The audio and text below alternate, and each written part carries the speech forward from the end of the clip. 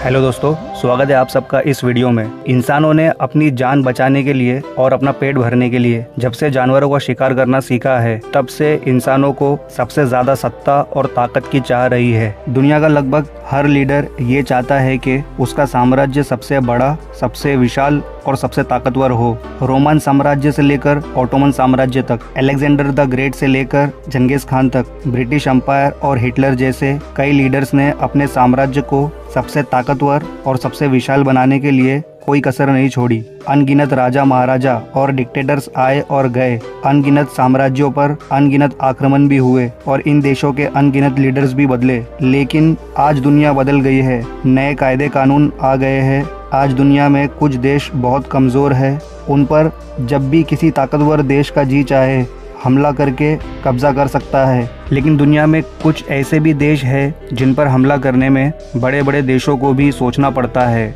और अगर फिर भी उन पर कोई हमला कर भी दे तब भी इन देशों से जीतना नामुमकिन है। इसकी वजह है इन देशों की ताकतवर आर्मी, ताकतवर दोस्त और इन देशों का जियोग्राफिकल एरिया। तो इस वीडियो में ऐसे ही 10 देशों के बारे में हम जानेंगे। तो चलिए बिना वक्त गवाए शुरू करते हैं। 10th पोजीशन पर है ऑस्ट्रेलिया। दुनिया के सबसे खूबसूरत देशों में से एक ऑस्ट्रेलिया को भी जीतना नामुमकिन है। आइए जानते हैं कैसे। इस कॉन्टिनेंट और देश की ज्योग्राफी ही कुछ ऐसी है कि कोई भी ऑस्ट्रेलिया पे हमला करने से पहले 10 बार सोचेगा। दरअसल ऑस्ट्रेलिया एक आइलैंड देश है और इसका 70% एरिया आउटबैक नाम के रेगिस्तानी इलाके से ढका हुआ है। जो देश ऑस्ट्रेलिया के आसपास है वो देश इतने ताकतवर नहीं है कि ऑस्ट्रेलिया से जीत सके। ऑस्ट्रेलिया पर अगर हमला करने लायक कोई नज़दीकी देश है तो वो है इंडिया, चाइना और जापान, जो ऑस्ट्रेलिया से हजारों किलोमीटर दूर है। ऑस्ट्रेलिया का सबसे नज़दीकी दुश्मन देश जो उस पर हमला करने की ताकत रखता है वो जापान है, और जापान ऑस्ट्रेलिया से लगभग 11,000 किलोमीटर दूर है। तो पहले जापान को 11,000 किलोमीटर की समुद्री दूरी पार करनी होगी, और अगर उनकी आर्मी ऑस्ट्रेलिया पहुंच भी जाए तो इस देश के लोगों तक पहुंचने के लिए उन्हें कई हजारों किलोमीटर तक फैले हुए रेगिस्तान को पार करना होगा। ऑस्ट्रेलिया की लगभग 98% पॉपुलेशन समुद्र के किनारे बने हुए शहरों में रहती है और बीच का ऑस्ट्रेलिया एकदम खाली पड़ा है, जो कि हजारों किलोमीटर का रेगिस्तान और जंगलों वाला इलाका है। इसमें कहां कहां पर ऑस्ट्रेलियन आर्मी बेसेस बने हुए हैं ये कोई नहीं जानता। यही कारण है जापान ने वर्ल्ड वॉर 2 के समय ऑस्ट्रेलिया पर हमला करने से पहले कई बार सोचा और अंत में ऑस्ट्रेलिया को बिना हमला किए ऐसे ही छोड़ दिया। दुनिया से इतना दूर और इतने टफ ज्योग्राफिकल एरिया को पार करने के बाद आप ऑस्ट्रेलिया के गोरिल्ला सिपाहियों के हाथ लग गए तो समझो गए काम से। इसलिए ऑस्ट्रेलिया पर हमला करना मतलब खुद को परेशानी में डालने के बराबर है। 9th पोजीशन पर है नॉर्थ कोरिया। नॉर्थ कोरिया का supremo leader Kim Jong Un ही सिर्फ सरफिरा नहीं है, यहाँ की आर्मी भी काफ़ी ज़्यादा ताकतवर है। नॉर्थ कोरिया की दुश्मनी दुनिया के सबसे ताकतवर देशों से है, फिर भी इस देश पर कोई हमला क्यों नहीं करता? इसकी वजह है इस देश की निडरता। ये देश किसी से डरता ही नहीं है। नॉर्थ कोरिया में 12 लाख से ज़्यादा सैनिक, 4,500 से ज़्यादा टैंक्स, 250 अटैकिंग हेलीकॉप्टर्स है। और अगर आप मेरी पुरानी वीडियोस से अपडेटेड हो तो आपको पता ही होगा कि नॉर्थ कोरिया की न्यूक्लियर टेक्नोलॉजी ने कितने रिकॉर्ड्स तोड़ दिए हैं। नॉर्थ कोरिया एक परमाणु देश है। ये देश 1 मिनट भी नहीं सोचेगा न्यूक्लियर वेपन यूज़ करने में। 1950 की कोरियन वॉर ने साबित कर दिया कि नॉर्थ कोरिया पे हमला करना कोई मजाक नहीं है। साउथ कोरिया और यूएसए मिलकर भी नॉर्थ कोरिया को सरेंडर नहीं करवा पाए, और जब तक चाइना जैसे शक्तिशाली देश नॉर्थ कोरिया के साथ है तब तक कोई भी देश नॉर्थ कोरिया पर हमला करने से पहले 2 बार सोचेगा। चाइना और नॉर्थ कोरिया की दोस्ती ही एक बड़ी वजह है यूएसए नॉर्थ कोरिया पर हमला नहीं करता, क्योंकि यूएसए और चाइना एक दूसरे के दुश्मन नहीं बनना चाहते हैं। इसमें इन दोनों का ही लॉस है। नॉर्थ कोरिया पर हमला करने से सिर्फ नॉर्थ कोरिया या किसी और देश का नुकसान नहीं होगा, इससे वर्ल्ड वॉर 3 भी छिड़ सकता है, और दुनिया का कोई भी देश ये नहीं चाहता कि वर्ल्ड वॉर 3 हो। 8th पोजीशन पर है Iran. Iran no doubt Middle East के सबसे शक्तिशाली देशों में से एक है। मिडिल ईस्ट पिछले कई दशकों से वॉर का एक हॉटस्पॉट बन चुका है। सऊदी अरेबिया, टर्की और यूएसए जैसे एकजुट और ताकतवर दुश्मन देश होने के बावजूद ईरान पर वर्ल्ड वॉर 2 के बाद कोई भी देश हमला नहीं कर सका है। इसका सबसे बड़ा कारण है ईरान की ज्योग्राफिक लोकेशन, जो किसी भी दुश्मन देश को ईरान पर हमला करने से पहले 10 बार सोचने पर मजबूर कर देगी। ईरान चारों तरफ से विशाल पहाड़ों से घिरा हुआ है और इन पहाड़ों में हजारों सिपाही बंकर्स में छुपकर ईरान की रक्षा करते हैं और अपने देशवासियों को आने वाले खतरे से आगाह करते हैं। और यही नहीं, ईरान के पास एक बड़ा अंडरग्राउंड मिसाइल बेस नेटवर्क है जो कि पूरे देश में फैला हुआ है। ये सब के अलावा उनके पास है 5,23,000 सिपाही, 2,056 टैंक्स, 155 फाइटर प्लेन और एडवांस न्यूक्लियर बॉम्ब ही सबसे बड़ा कारण है कि यूएसए और सऊदी अरेबिया जैसे शक्तिशाली दुश्मनों ने भी ईरान से दूरी बनाए रखी है। 7th पोजीशन पर है स्विट्जरलैंड, दुनिया के सबसे खूबसूरत देशों में से एक। वैसे तो स्विट्जरलैंड ने आज तक किसी भी लड़ाई में हिस्सा नहीं लिया। इतिहास की किताबों में स्विट्जरलैंड को एक न्यूट्रल देश के तौर पर डिस्क्राइब किया गया है। शायद यही रीज़न है यूएन के हर डिपार्टमेंट के हेडक्वार्टर्स स्विट्जरलैंड में ही बने हुए हैं। लेकिन इसका मतलब ये नहीं है कि स्विट्जरलैंड एक कमज़ोर देश है। भले ही किसी भी लड़ाई में हिस्सा ना लिया हो स्विट्जरलैंड ने, लेकिन कई शक्तिशाली देशों से गहरी दोस्ती और अच्छे संबंध बनाए हैं स्विट्जरलैंड ने, जैसे जर्मनी, यूके, फ्रांस, इटली और यूएसए जैसे वर्ल्ड सुपर पावर आज स्विट्जरलैंड के बहुत अच्छे दोस्त हैं और उनका पैसा हर स्विट्जरलैंड की स्विस बैंक में मौजूद है। और यही नहीं, स्विट्जरलैंड के हर सिटीजन को मिलिट्री ट्रेनिंग दी जाती है और अपना खुद का हथियार रखने की परमिशन भी।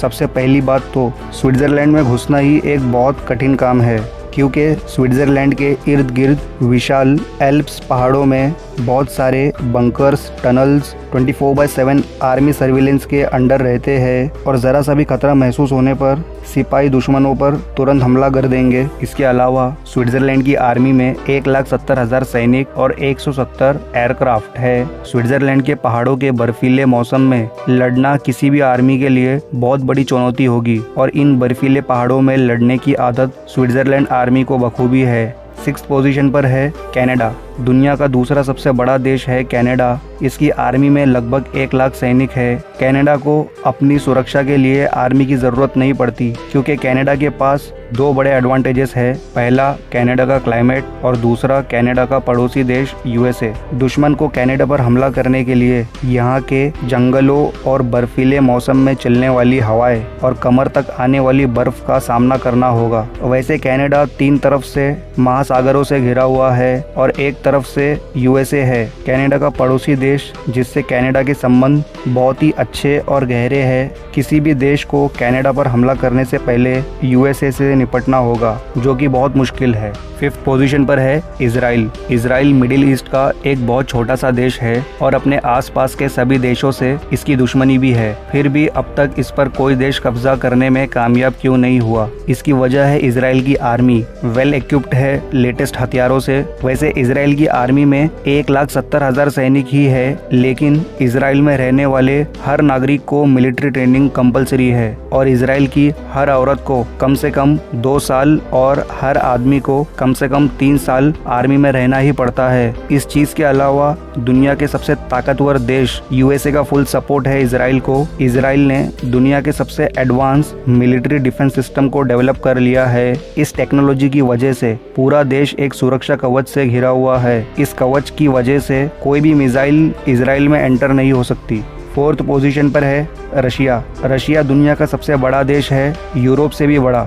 जब नेपोलियन, हिटलर जैसे लीडर रशिया पे हमला नहीं बोल सके, तो आज के ज़माने का कोई भी लीडर इनके कंपैरिजन में ही नहीं है। रशिया की सेफ्टी की वजह इसकी ज्योग्राफी है, क्योंकि दुनिया का सबसे बड़ा देश है। इसकी ज़्यादातर ज़मीन पहाड़ों, जंगलों और बर्फ़ों से घिरी हुई है। वर्ल्ड वॉर 2 के वक्त नाजियों ने रशिया पर हमले के बाद रशियन आर्मी उनसे लड़ी नहीं, बल्कि पीछे हटती गई, क्योंकि वो जानते थे हिटलर की आर्मी उनके इतने बड़े देश को पार करते हुए जीत नहीं पाएंगे, बल्कि उनके बहुत से सैनिक ठंड की वजह से मर जाएंगे और नाजियों को पीछे हटना ही पड़ेगा। और ऐसा हुआ भी। इस वक्त रशिया दुनिया का दूसरा सबसे ताकतवर देश है और दुनिया के सबसे ज़्यादा न्यूक्लियर वेपन्स भी रशिया के पास ही है, तो इसलिए रशिया से जीतना लगभग नामुमकिन है। 3rd पोजीशन पर है नेपाल।